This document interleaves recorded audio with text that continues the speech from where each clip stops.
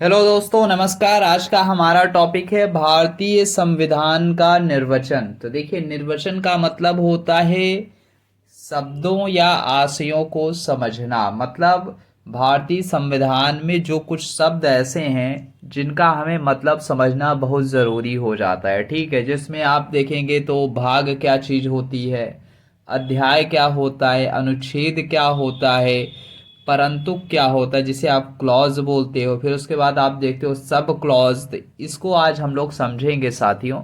तो चलिए अपना टॉपिक स्टार्ट करते हैं। और देखिए क्या बोला गया कि जो भारतीय संविधान है, जब आप देखते हैं भारत का संविधान बन के तैयार हुआ था तो उसे आप मूल संविधान कह सकते हैं। तो जब मूल संविधान बना था साथियों, तो उसमें आप देखेंगे भारतीय संविधान में 22 भाग हुआ करता था। और क्या होता था साथियों, 22 भाग, 8 अनुसूची और 395 अनुच्छेद हुआ करते थे, 395 आर्टिकल्स। ठीक है।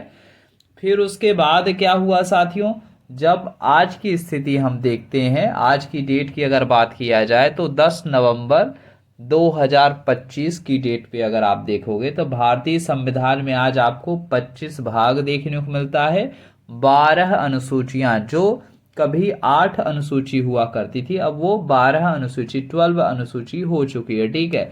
और वहीं आर्टिकल्स की बात किया जाए तो इस समय 450 प्लस आर्टिकल्स हो चुके हैं। ठीक है, मतलब 450 से ज़्यादा अनुच्छेद हो चुके हैं भारतीय संविधान में। लेकिन वो अनुच्छेद किस रूप में देखने को मिलते हैं, आज हम उसी की बात करेंगे साथियों। तो जैसा कि आप लोग जानते हैं, भारतीय संविधान अनेक भागों में विभाजित किया गया है, जिसमें आप देखेंगे कुल 25 भाग देखने को मिलता है साथियों।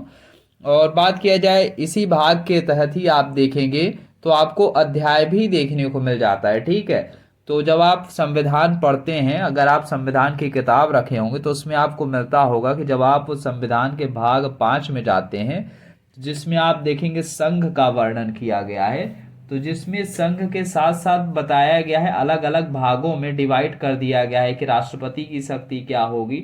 इस तरीके से जो चीज़ें डिवाइड की गई हैं, तो आपको कहाँ पे देखने को मिलता है, भारतीय संविधान में। वो भी अध्याय के रूप में देखने को मिलता है। तो पहले क्या आएगा, भाग आएगा, और भाग के बाद क्या आता है साथियों, अध्याय आता है। ठीक है। और उसी अध्याय के अंतर्गत आप देखेंगे आपको अनुच्छेद मिलता है। क्या मिलता है साथियों, अनुच्छेद, जिसे आप आर्टिकल बोलते हो इंग्लिश में। ठीक है। हिंदी में अनुच्छेद बोला जाता है, इंग्लिश में आप आर्टिकल कहते हो।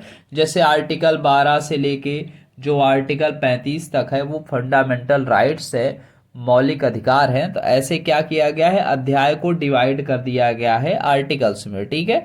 उसके बाद आप देखेंगे तो एक चीज, जो धारा शब्द है, वो आपको संविधान में देखने को नहीं मिलती है। खास बात आपको याद रखना है, जो संविधान में धारा शब्द का प्रयोग नहीं किया गया है, तो आपको कहाँ किया गया है, तो बीएनएस में, भारतीय न्याय संहिता में। ठीक है। या फिर आप इसे आईपीसी कह सकते हैं, आईपीसी पुराना नाम था, अब इसे बीएनएस बोला जाता है, भारतीय न्याय संहिता। ठीक है।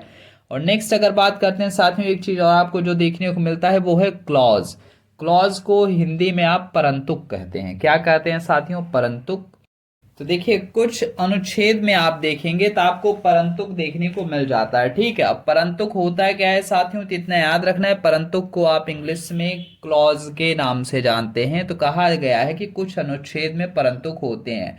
अब देखिए हर आर्टिकल में आपको परंतुक नहीं देखने को मिलता, लेकिन कुछ आर्टिकल ऐसे होते हैं जिसमें आप परंतुक देखेंगे। ठीक है। फॉर एग्जाम्पल की अगर बात किए रहे हैं तो आप देख सकते हैं आर्टिकल 39, और यहाँ पे स्मॉल ए जो ब्रैकेट में है, तो यही क्या है साथियों, क्लॉज ए है। ठीक है। तो आप इसे क्या पढ़ोगे, आर्टिकल 39 क्लॉज ए। ठीक है।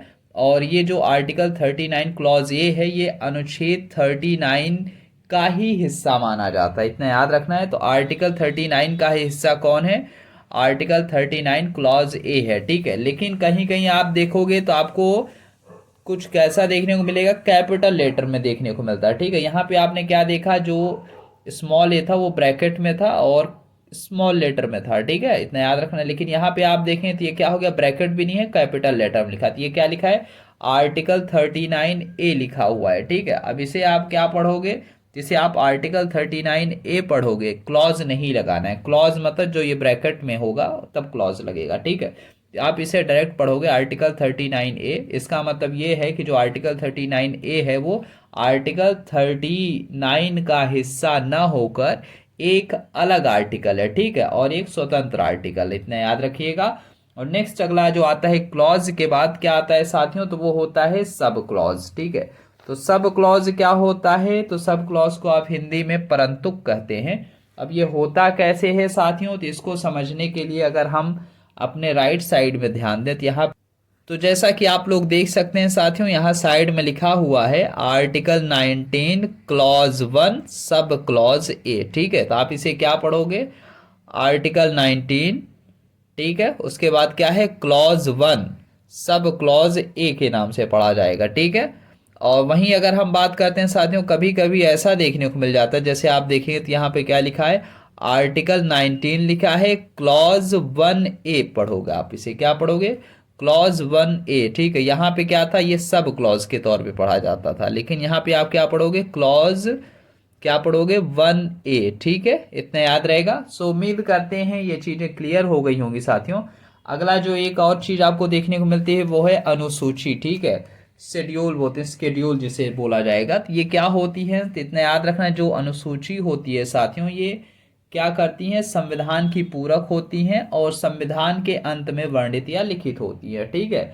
जैसे कि आप जानते हैं कि संविधान में कुल 12 अनुसूचियां हैं, ठीक है, इतना याद रखिएगा। कितनी है साथियों, संविधान में टोटल 12 स्केड्यूल देखने को मिलती है, जिसमें आप जानते हैं 12वीं अनुसूची जो है वो किससे संबंधित है, तो वो नगर पंचायत से संबंधित है, नगर निगम वगैरह हो गया।